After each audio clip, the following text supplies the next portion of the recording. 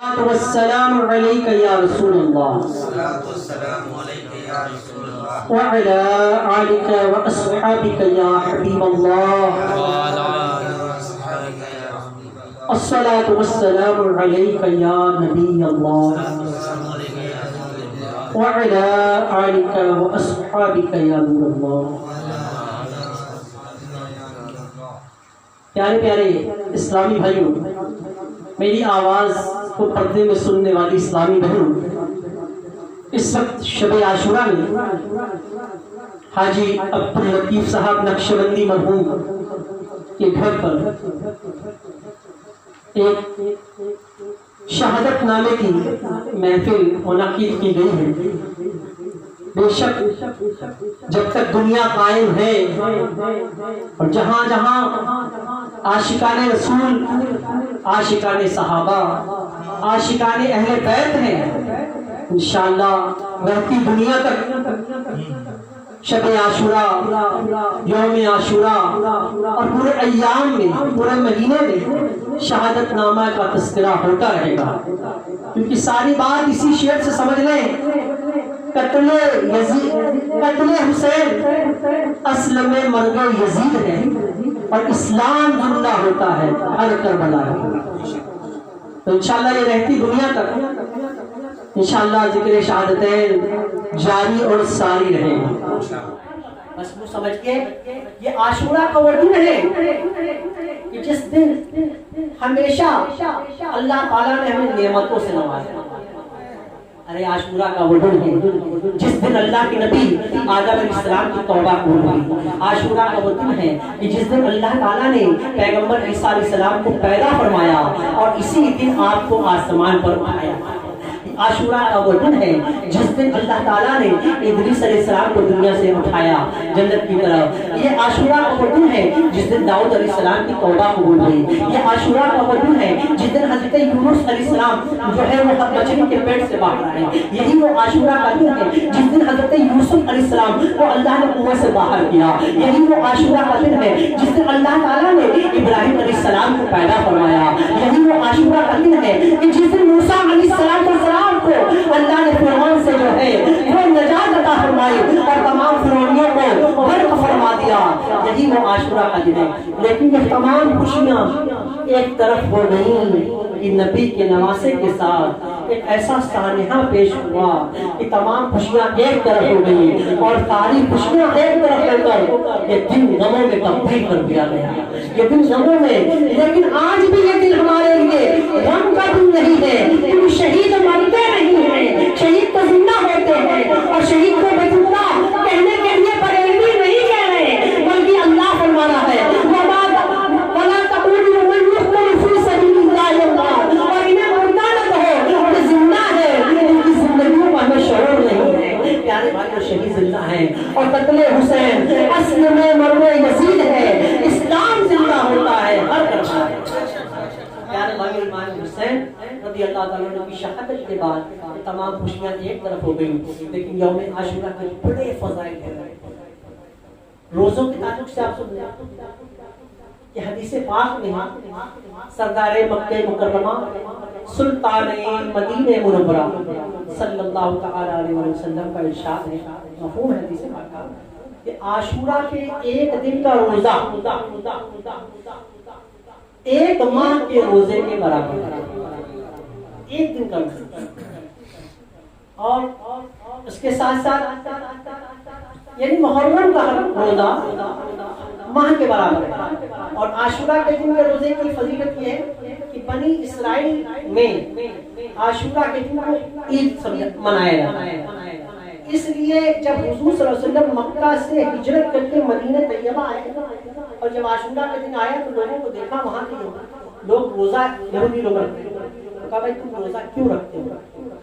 تو دریافت کرنے پر ان لوگوں نے کہا کہ اللہ نے موسیٰ علیہ السلام جو ہمارے پیغمبر تھے ان کو فرعون سے نجات دیا، اس دن ہم خوشی میں روزہ رکھتے ہیں.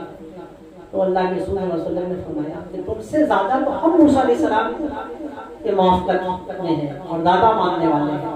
اس لیے آپ صلی اللہ علیہ وسلم نے یوم عاشورہ کا روزہ رکھا اور صحابہ سے فرمایا اس میں یہودیوں کی مخالفت کرو، جب بھی عاشورہ کا دن ملے تو روزہ اس دن بھی رکھو، ایک دن پہلے یا ایک دن بعد بھی روزہ رکھو، اس میں یہودیوں کی مخالفت کرو۔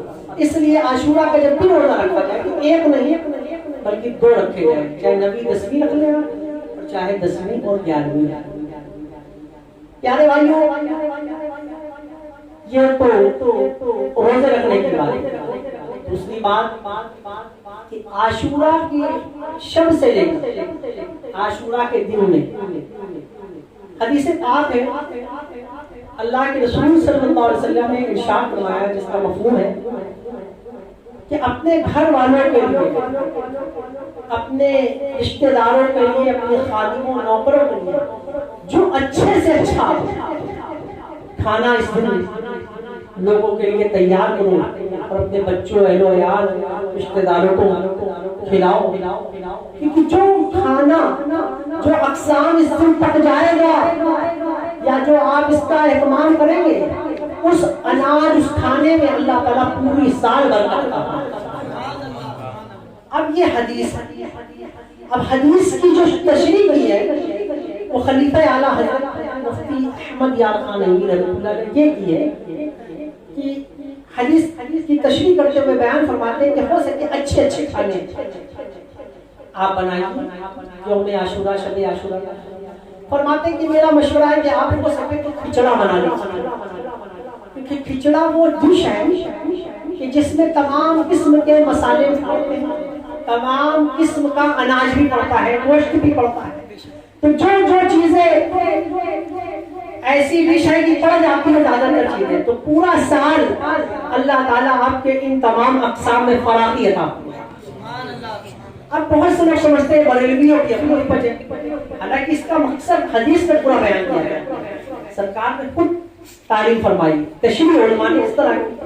تو پیارے بھائیوں، رہی بات اس دن صدقہ کی، صدقے کی بڑی فضیلت ہے۔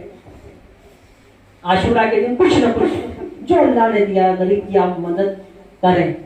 ایک بڑا ہی پیارا واقعہ سناؤں اس دن کی تعلق سے میرے شیخ طریقت امیر اہل سنت مولانا محمد الیاس قادری مدد ذکرہ العالی نے اپنی کتاب کرامت حسین میں بھی، محرم الحرام کے فضائل میں بھی یہ روایت نقل کی کہ ملک رے میں ایک قاضی صاحب جو ہیں وہ رہتے تھے، ان کے پاس ایک غریب عیالدار یعنی زیادہ بال بچوں والا آدمی ایک آیا، غریب آدمی، اور اپنی پریشانی اس نے بیان کی کہ حضرت ہم بہت غریب آدمی ہیں، میرے گھر میں کھانے پینے کی دقتیں ہیں، آپ مجھے 10 کلو آٹا، 5 کلو گوشت اور 2 درہم عطا فرمائیے۔ اور یہ اس نے کہا، کہنے کے بعد وہ اس سے قاضی صاحب نے کہا ظہر بعد آنا، اس ظہر بعد پھر پہنچا، قاضی صاحب نے پھر ٹال دیا، کہا عصر بعد آنا، عصر میں پہنچا، پھر قاضی صاحب نے ٹال دیا۔ اس کو بہت دکھ ہوا، دل ٹوٹ گیا، وہ ایک غیر مسلم کے پاس پہنچ گیا، اس غیر مسلم سے بھی اپنی ضرورت بیان کی کہ میں بہت تنگ دست ہوں، میں کافی عیالدار ہوں، میرے بچوں کے کھانے کے لیے 10 کلو آٹا اور تقریباً 5 کلو گوشت اور 2 درہم آپ مجھے دے دیجئے، آپ کو عاشورے کے دن کا واسطہ۔ قاضی صاحب وہ بولا غیر مسلم کہ یہ عاشورے کے دن کا کیا مطلب ہے؟ تو اس نے عاشورے کی فضیلت بتائی، عاشورے کے دن کی جو اس کو معلومات کی فضیلت بتائی۔ وہ بڑا خوش ہوا اور کہنے لگا غیر مسلم تم نے بڑی عظمت والے دن کا واسطہ دیا ہے، بس تھوڑا سا رکو۔ وہ گیا، اس کو 10 بوری آٹا، 100 کلو گوشت اور تقریباً 20 درہم دیے، کہا یہ لے جاؤ، اور میں تم سے یہ کہتا ہوں یہ آج ہی نہیں بلکہ ہر مہینے تم اپنے بچوں کے لیے اتنا سامان مجھ سے آ کر لے لیا کرو۔ وہ شخص لے گیا۔ اسی رات خواب میں قاضی صاحب نے دیکھا کہ کوئی کہہ رہا ہے، اور جنت کے 2 محل دیکھے، ایک محل چاندی اور سونے کی اینٹ کا بنا تھا اور دوسرا محل سرخ یاقوت کا۔ کوئی کہنے والا کہہ رہا تھا ذرا آنکھ اٹھا کر تو دیکھو. قاضی صاحب نے دیکھا دو محل ہیں, ایک چاندی اور سونے کی اینٹیں کا بنا ہے, دوسرا سرخ یاقوت. تو قاضی صاحب نے کہا یہ کس کے لیے ہیں؟ تو خواب میں کہنے والے نے کہا یہ حقیقت میں تو تمہارے لیے تھے, لیکن تم نے تمہارے شاید مقدر میں نہ تھا. ایسا ہے کہ یہ فلاں غیر مسلم کے یہ دونوں محل ہیں. اس نے ایک ایسی نیکی کی جس کا اللہ نے اجر دیا, اور وہ نیکی تمہیں بھی کرتے تو مل جاتا. اب وہ قاضی صاحب صبح اٹھے, فوراً دوڑے اس غیر مسلم کے پاس گئے. کہا کہ بھائی کل تم نے کوئی بہت عظیم نیکی کی ہے. کہا بھائی آپ کو کیسے پتا؟ تو انہوں نے پورا قاضی صاحب کا خواب بیان کر دیا. کہا کہ ایسا کریے, غیر مسلم سے قاضی صاحب بولے 1,00,000 درہم آپ ہم سے لے لیجیے, اور وہ نیکی جو کل آپ نے کی تھی وہ ہمارے ذمہ کر دیجیے کہ میں نے آپ کے ہاتھ بیچ.